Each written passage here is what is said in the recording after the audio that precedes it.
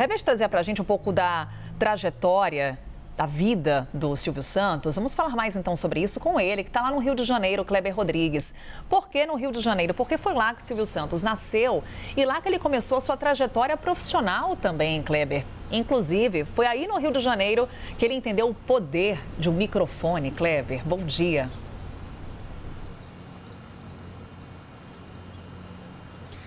E que poder, né, Carol? Muito bom dia para você, um excelente domingo para quem acompanha essa programação especial da CNN. Foi aqui na capital fluminense que Silvio Santos começou essa trajetória, essa carreira de muita resiliência, viu, Carol? Ele sabia o que queria, desde novo começou a fazer e não desistiu.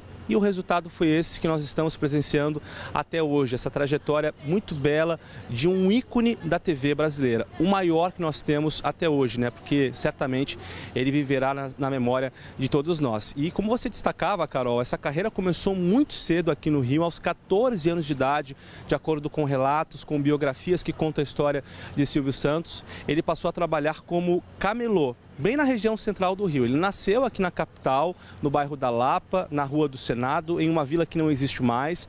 E aí, de acordo com a biografia do Arlindo Silva, ele contou ao biógrafo que aos 14 anos ele decidiu trabalhar como camelô na Avenida Rio Branco, na parte central do Rio, um ponto comercial muito importante aqui da capital, porque ele já dizia naquele momento que não deveria viver às custas dos pais e que por isso, mesmo que pouco, deveria ajudar os pais com um ganho que ele fazia naquela região. O que o Silvio Santos vendia aqui na capital?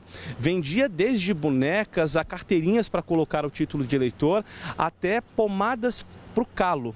Ou seja, esse poder que ele já tinha de convencimento já se demonstrava, já ficava muito evidente, de acordo com os relatos, aos 14 anos de idade. Há quem diga, inclusive, que ele fazia mágica para convencer e com um jeito muito irreverente aquelas pessoas que passavam lá pela região central do Rio. Tem uma história muito curiosa que ele conta ao biógrafo Arlindo Silva, que Silvio Santos, como um camelô, passou também, né, pelo chamado rapa, quando eventualmente ali um profissional está vendendo alguma mercadoria que não deve ser vendida. No caso dele era menor de idade, e aí o fiscal daquela época já conhecia o Silvio Santos, estava sempre dizendo para ele que ele não deveria trabalhar como camelô, mas ele dizia: eu sou adolescente, você não pode me prender. E aí, de acordo com o relato ao biógrafo Arlindo Silva, esse fiscal, que sempre abordava o Silvio Santos, um determinado dia disse para ele que iria apresentá-lo a um amigo que trabalhava em uma rádio, a Rádio Continental. Foi aí, portanto, a Rádio Guanabara, perdão. Foi aí, portanto, que o Silvio Santos ingressou na rádio, passou a fazer uma trajetória acumulando o ofício de camelô com o de radialista. Passou pela Rádio Tupi, a Rádio Continental, a Rádio Guanabara, a Rádio Nacional e na Rádio Mauá, na parte de Niterói. Nós estamos aqui na Praça 15, bem no coração do Rio de Janeiro, perto da Avenida Rio Branco, da Praça Mauá. E nesse ponto aqui, Carol, e quem está acompanhando a CNN, aconteceu uma trajetória ali, um ponto marcante da vida de Silvio Santos. Assim que ele saiu da Rádio Mauá, que fica do outro lado, em Niterói, essa travessia acontece por aqui cerca de 20 minutos, ele recebeu a rescisão, foi para uma outra rádio, a Rádio Continental, e com esse valor da rescisão, de acordo com a biografia do Arlindo Silva, o Silvio Santos contou que comprou um sistema de alto-falante e pediu a permissão para os donos das barcas que fazem a travessia entre Rio e Niterói para fazer um trabalho nessa barca. O que ele fez? Ele colocou esse sistema de alto-falante e vendia serviços, vendia promoção, combinou também com os donos dessa barca que pudesse fazer ali promoções, lançar prêmios para que as pessoas pudessem fazer a travessia e tivessem um divertimento. Então, há quem diga, inclusive, que foi nesse momento que o Silvio Santos descobriu o poder que ele tinha com o auditório, de convencer as pessoas desse jeito irreverente dele.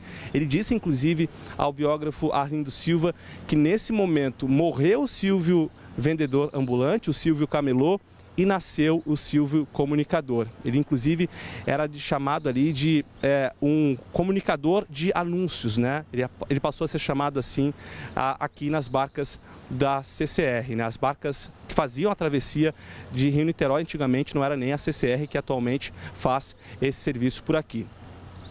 Em paralelo a isso, ele administrou também a carreira de paraquedista lá em Deodoro, zona oeste do Rio de Janeiro, e a de camelô. Ao mesmo tempo, num determinado momento da vida, ele conseguiu acumular essas 3 funções, mas depois percebeu que a carreira dele era mesmo com a comunicação, foi convidado à Rádio Nacional, foi para São Paulo aos 24 anos de idade e a trajetória desse ícone é essa que todos nós conhecemos, fundou uma das maiores TVs do Brasil e do mundo, a TV mais feliz do mundo, segundo os funcionários, que foi o SBT. Muita gente vem prestando homenagens a Silvio Santos desde ontem, o prefeito do Rio, o governador do estado e inclusive nós estamos em um período de 3 dias de luto em função da morte desse carioca que fez história para todos nós e que asfaltou essa estrada para que todos nós pudéssemos passar até hoje. Carol.